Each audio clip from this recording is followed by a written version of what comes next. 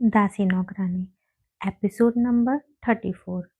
मिश्री जमीन पर बैठी जल्दी जल्दी खाना खा रही थी और वेद उसे देख रहा था कि खाते हुए मिश्री को ठसका लग गया।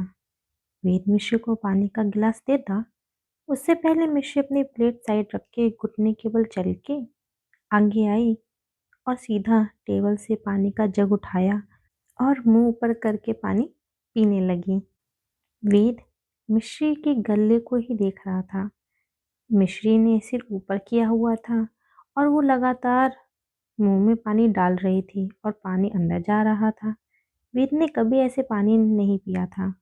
उसे ऊपर से पानी पीना नहीं आता था और एक बार उसने कोशिश भी की थी, लेकिन वो बच्चों के जैसे पानी पी रहा था। पहले एक बार थोड़ा पानी मुंह में रखा और फिर अंदर किया, तब वो पानी पी पाया था। पर मिश्री इतनी आराम से, इतनी जल्दी जल्दी एक बार में पानी पी रही है। वेद थोड़ा हैरान था।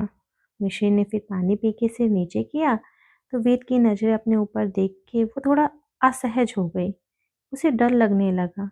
उसने चावल लगे हाथों से जग पकड़ लिया था और अब जग में भी चावल लग गए थे। पक्का वेद उसे गुस्से में देख रहा होगा और अब गुस्सा करेगा। उसने जग छोटे हाथों से जो छू लिया। वेद गुस्सा करे उससे पहले मिश्री ने सोचा वो ही माफी मांग ले। सामने से माफी मांगेगी तो शायद वेद कम गुस्सा करे। इसीलिए मिश्री बोली, सॉरी मालिक, मैं जग धो दूंगी। वेद अपने सेंस में आया और मिश्री से बोला, पहले तो तुम खड़ी हो वरना मैं तुमको धो दूंगा। मिश्री डर से खड़ी हो गई। वेद फिर बोला, प्लेट उठाने के लिए क्या अलग से बोलना पड़ेगा तुमको? मिश्री ने जल्दी से अपनी प्लेट उठा ली। वेद फिर मिश्री से बोला, तुम नीचे बैठ के खाना क्यों खा रही थी? ज़्यादा ईगो है? मुझे दिखाने के लिए बैठी थी ना जमीन पर? मुझसे नाराजगी दिखा रही हो? मेरे साथ स्मार्ट बनने की कोशिश कर रही हो? तुम्हारा ना मैं मुंह तोड़ दूंगा, फिर कभी खाना नहीं खा पाओगी। मिश्री और डर गई और उसने अपना हाथ मुंह पर रख लिया और बेचारगी से बोली, नहीं मालिक, ऐसी बात नहीं है। वेद बोला, तो कैसी बात है? जमीन पर क्यों बैठी थी? सोफे पर बैठने में कांटे चुभ रहे थे क्या? मिश्री 2 मिनट वेद को देखती रही। मालिक को इस बात से दिक्कत है कि वो जमीन पर बैठ के खाना खा रही है, पर मालिक को दिक्कत क्यों है? मिश्री सोच रही थी कि वेद उठ के उसके पास आया और बोला, देखो, मेरे सामने ना ये लड़कियों वाली एक्टिंग मत करना। समझ रही हो? तुम्हारी नाराजगी और तुम्हारे गुस्से से मुझे फर्क नहीं पड़ता है। जो तुम नाराजगी दिखाने के लिए अलग बैठ के खाना खाओ या मेरी बात का जवाब ना दो। मेरे गुस्से को जानती हो। मुझे तुम्हारा मुंह तोड़ते 1 सेकंड नहीं लगेगा। इसीलिए दोबारा ये नाटक मत करना। चुपचाप से बैठो और खाना खाओ, और आराम आराम से खाना खाना, जानवरों के जैसे नहीं। मिश्री ने अपना सिर नीचे कर लिया। उसे समझ नहीं आया वेद ने गुस्सा क्यों किया। वेद मालिक है और वो एक नौकर। नौकर मालिक के बराबरी में कैसे बैठ सकता है? महेश जी और श्रेयांश की बात अलग है। मिश्री का उनके साथ एक प्यार भरा रिश्ता बन चुका था। वो उसे नौकर नहीं, अपना मानते थे और मिश्री भी उनको अपना मानती थी। लेकिन वेद, वेद तो उससे नफरत करता है ना। पर मिश्री वेद से कुछ बोल नहीं सकती थी, इसीलिए सोफे पर एक कोने में बैठ गई। वेद भी आके बैठ गया और अपने लिए प्लेट में खाना निकालने लगा। मिश्री ने फिर धीरे धीरे खाना खाना शुरू कर दिया था। पर वेद खाना निकालने के बाद टेबल पर कुछ ढूंढ रहा था। मिश्री कुछ देर उसे देखती रही, फिर डरते हुए बोली, मालिक, आप क्या ढूंढ रहे हैं? बताइए, मैं ढूंढ देती हूँ। वेद थोड़ा चिढ़ के बोला, स्पून चाहिए मुझे, पर दिख नहीं रही है। मिश्री को अब श्रेयांश के साथ रहते रहते थोड़ी बहुत इंग्लिश समझ में आती थी, जैसे कि स्पून, नाइफ किसे बोलते हैं। इसीलिए वो भी इधर उधर देखते हुए बोली, मालिक, लगता है मैडम चम्मच नहीं लाई थी। वेद बोला, क्या? पर मैं बिना स्पून के खाऊंगा कैसे? इन लोगों को अब क्या इतनी भी तमीज नहीं रही कि खाना कैसे सर्व करना है?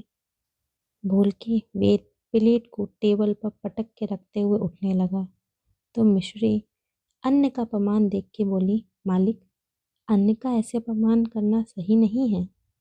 एक चम्मच ही तो नहीं है, आप हाथ से खा सकते हैं।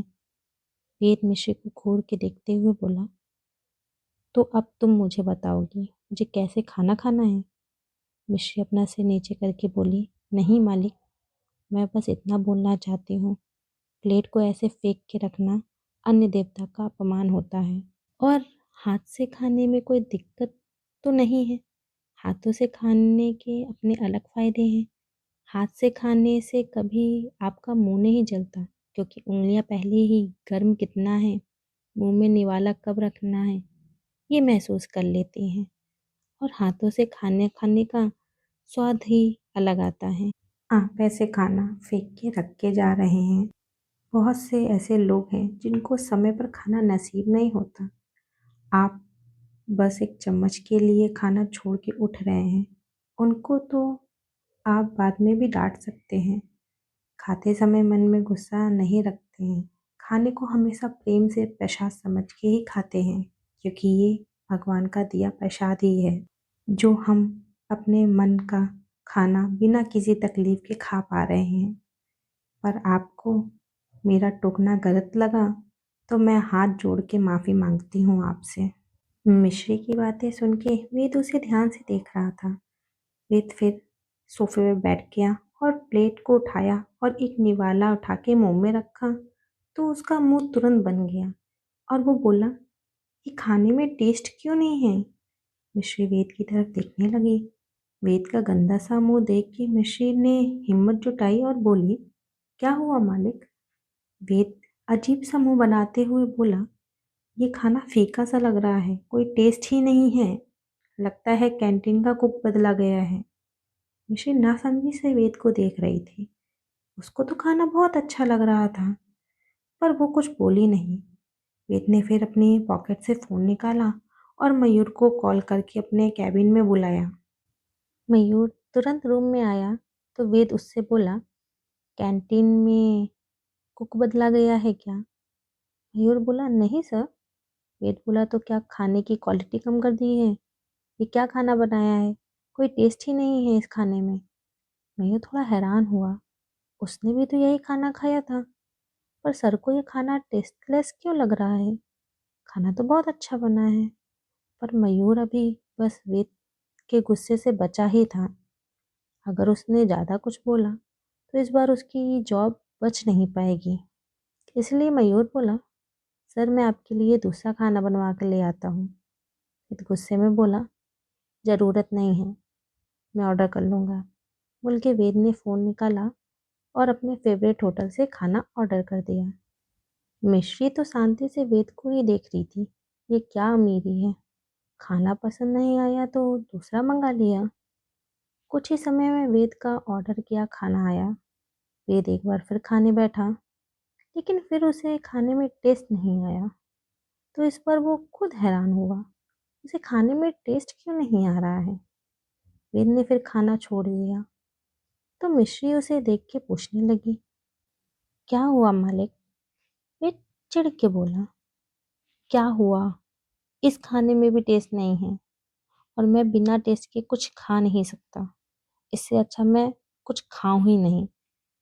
वेद फिर खाना छोड़ के उठ के अपनी चेयर पर आके बैठ गया। तो मिश्री कुछ सोच के बोली, मालिक, अगर आपको खाना अच्छा नहीं लग रहा है तो मैं आपके लिए घर से खाना बना लाऊं? वेद ने तुरंत मिश्री की तरफ देखा तो मिश्री ने डर से अपना सिर नीचे कर लिया। वेद ने 2 मिनट सोचा, फिर बोला, घर जाने की ज़रूरत नहीं है। तुम कैंटीन की किचन में जाके भी खाना बना सकते हो। मैं किसी को बोल देता हूँ, वो तुम्हारी मदद कर देगा। ऋषि ने अपना सिर हिला दिया। तो वेद ने मयूर को कॉल किया और अभी जो लड़की खाना देने आई थी उसे कैबिन में भेजने को बोला। जल्द ही वो लड़की नित्या कैबिन में आई तो वेद उससे बोला, मिश्री को कैंटीन की किचन में ले जाओ। उसको जिस सामान की ज़रूरत हो उसको वो दे देना और उसके साथ ही रहना हर टाइम। नित्या ने ओके बोला और मिश्री को लेके वहाँ से चली गई। कुछ समय बाद मिश्री वेद के लिए खाना बना के लेके आई। वेद सोफे पर आके बैठ गया और एक निवाला मुंह में रखा तो वो थोड़ा शांत सा पड़ गया। मिश्री सामने खड़ी वेद के एक्सप्रेशन ही देख रही थी। उसे वेद के एक्सप्रेशन से समझ नहीं आ रहा था वेद को खाना अच्छा लगा या नहीं। क्या होगा आगे? क्यों वेद को खाने में टेस्ट नहीं आ रहा? क्या वेद को आएगा मिश्री के बनाए खाने में टेस्ट? जानने के लिए बने रहिए इस कहानी के साथ। अगर आपको कहानी पसंद आ रही है तो लाइक करें, सब्सक्राइब करें।